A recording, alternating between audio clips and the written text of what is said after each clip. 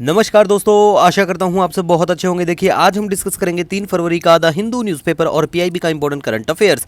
PIB मतलब press information bureau, that is सरकार की सरकारी वेबसाइट। और हमारा करंट अफेयर 1 महीने का 7 पेज में होता है, कई बार 1-2 पेज ऊपर नीचे हो सकता है, डिपेंड ऑन करंट अफेयर्स। और देखिए, फ्री में पीडीएफ टेलीग्राम चैनल पर अवेलेबल होता है। और हमारा करंट अफेयर दोनों माध्यम में तो रहता ही है, साथ साथ सभी एग्जाम के लिए काम का भी रहता है। रिसेंटली जो राजस्थान सिविल सर्विस का एग्जाम हुआ था और बीपीएससी बिहार वाला जो एग्जाम है, उसका प्रूफ बिल्कुल 1-2 दिन में डाल दिया जाएगा, तो बिल्कुल ठीक है।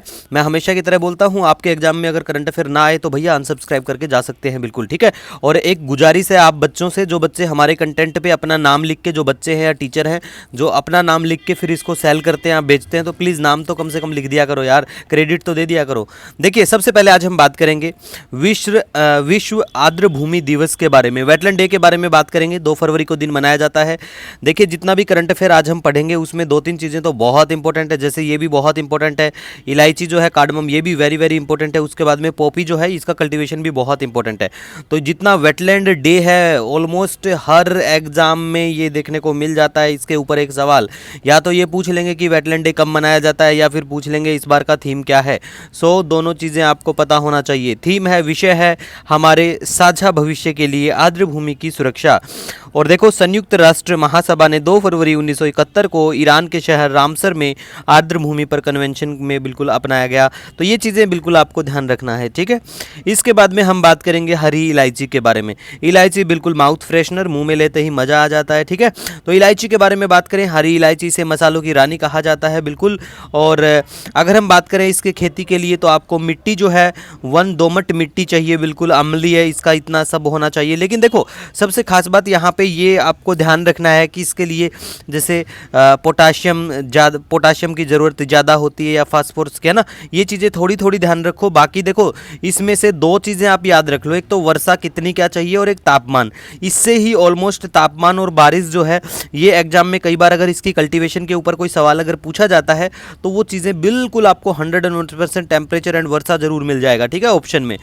तो ये आपको ध्यान रखना है। और ये भी याद रखना कि ये दक्षिण भारत का मूल पौधा है, ठीक है। किस परिवार से आते हैं ये शायद ना पूछे, लेकिन ध्यान रखो, तो आपकी मर्जी है। बाकी आपको इसके ऊपर जो इंपॉर्टेंट फाइंडिंग्स है, जैसे कि हरी इलायची की बात करें तो भारत जो है गुटेमाला के बाद विश्व का सबसे बड़ा उत्पादक है। गुटेमाला मैप में आपको लोकेशन दिखा देंगे, ये कौन सी माला कहाँ पे क्या ये देश पड़ता है, ठीक है।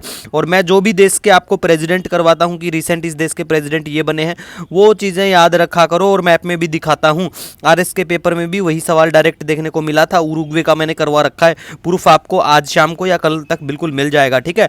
और बीपीएससी में जो करंट मॉडर्न हिस्ट्री भी पूछी गई थी ना, उसका भी प्रूफ देंगे कि हमारे 4 पेज के जो नोट्स हैं, दोनों साइड से बात करें तो वो 8 या 8.5 पेज के हैं, आई थिंक, मतलब एक आधा पेज भी है। तो उसमें से कितना क्या आया। और मॉडर्न हिस्ट्री की जो स्पेक्ट्रम किताब है ना, इसको हमने 90 मिनट में कवर मतलब हो चुकी है ये। तो आप बिल्कुल प्ले लिस्ट में जाके चेक कर सकते हैं, ठीक है। अब देखो, यहाँ पे हम बात करेंगे इस फसल को जो है को एक बीमारी भी लग जाती है, तो बीमारी का नाम याद रख सकते हैं। और भारत में सबसे बड़ा उत्पादक की बात करें तो केरल है, ये अराउंड कई बार 60% 70% के आसपास भी देखने को मिल जाती है इसकी खेती। उसके बाद में देखो, केरल भी है, कर्नाटका भी है, सिक्किम भी है ना। तो ये थोड़ा सा ध्यान रख लेना। उसके बाद में गाइस हम बात करेंगे यहाँ पे पॉपी कल्टीवेशन के बारे में, दैट इज अफीम के बागाम, ठीक है। कौन सा नशा करता है ना, वो सॉन्ग भी आया था एक बार रिसेंटली, काफ़ी वायरल हुआ था। तो देखो, नशा तो नहीं करना चाहिए, मतलब अच्छी चीज़ों का नशा करो। नशा करना कोई बुरी बात नहीं है, लेकिन ऐसी चीज़ों का नहीं करना चाहिए जिससे कि हमारा पूरा परिवार ही फिर नशा मुक्त करने की ओर हमें अग्रसर करता रहे, ठीक है। तो अफीम के बागान के बारे में बात करें, ये औषधीय पौधी है, औषधि समझकर इसका सेवन करना चाहिए, ठीक है। जड़ी बूटी दर्द निवारक बिल्कुल ये है, लेकिन ये दर्द मारक बन जाती है जब आप इसका सेवन बहुत ज़्यादा कर लेंगे, है ना। और ये कई बार तो दर्द मारक की जगह मार ही देगी, ठीक है। तो अफीम का सेवन करो तो आपको बिल्कुल इसके बारे में थोड़ी सी जानकारी होनी चाहिए, कितना क्या इसकी डोज आपको लेके और फिर आराम से नींद लेनी है, ठीक है। और इसके बारे में देखो, बेसिक इन्फॉर्मेशन आपको जरूर ध्यान रखनी है। जैसे संयुक्त राष्ट्र नारकोटिक्स ड्रग कन्वेंशन 1961 के तहत, ठीक है, ये बिल्कुल बागान मतलब इन सबको परमिशन मिलती है। और भारत उन 12 देशों में शामिल है जिनको अफीम उगाने की अनुमति दी गई है।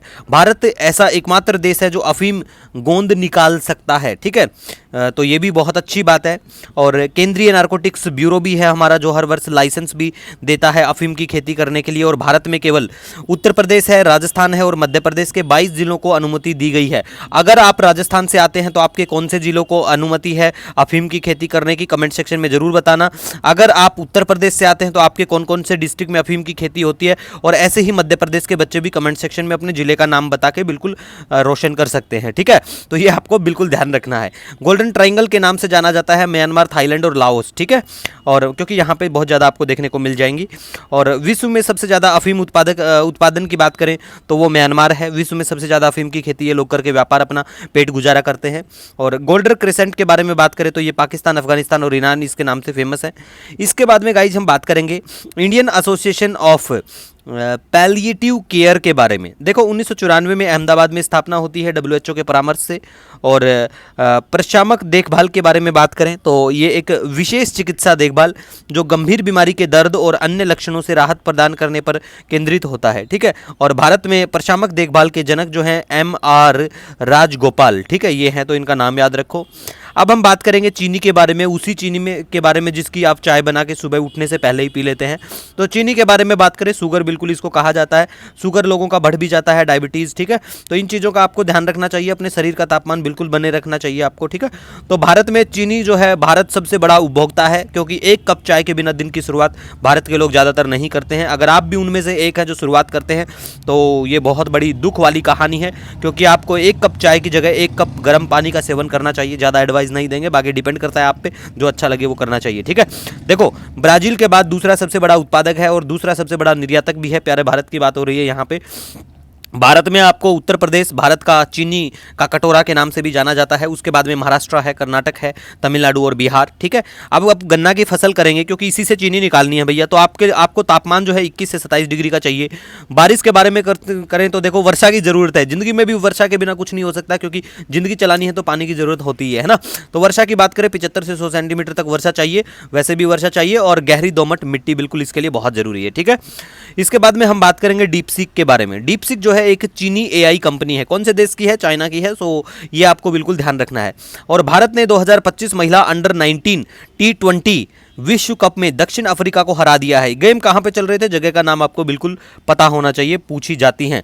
जैसे कि RS के एग्जाम में एक और सवाल पूछा गया था जो है सिन बैक एक्सरसाइज, वो हमने बिल्कुल कवर करवाई थी कि वो कहाँ पे करी जाती है, और सेम एज इट इज पूछा गया था। इसीलिए तो बोलते हैं ना आए तो अनसब्सक्राइब कर देना, यूं ही हवा में तीर नहीं मारते, हम देख के तीर चलाते हैं। ठीक है, क्योंकि इन सब चीज़ों को हम पिछले 11-12 साल से देख रहे हैं और तीर चलाना जानते हैं। ठीक है, उसके बाद में प्लेसिन न्यूज़ के बारे में बात करें तो ग्वाटेमाला, जैसा कि थोड़ी देर पहले हमने जिक्र किया था इसके बारे में, तो ग्वाटेमाला बिल्कुल मैप में आप लोकेशन देख पाएंगे। और इधर वो देश पड़ते हैं जो काफ़ी चर्चित आजकल रहे हैं, पैराग्वे, उरुग्वे, चिली, अर्जेंटीना, है ना, वेनेजुएला भी रहा है, ग्याना भी रहा है। सब चीज़ों को हम डिस्कस तो ऑलमोस्ट आपको मैप दिखाते ही है। ऊपर आप देखोगे तो ये पड़ता है ग्वाटेमाला। ठीक है गाइस, और यहाँ पे एक पनामा कैनाल भी है।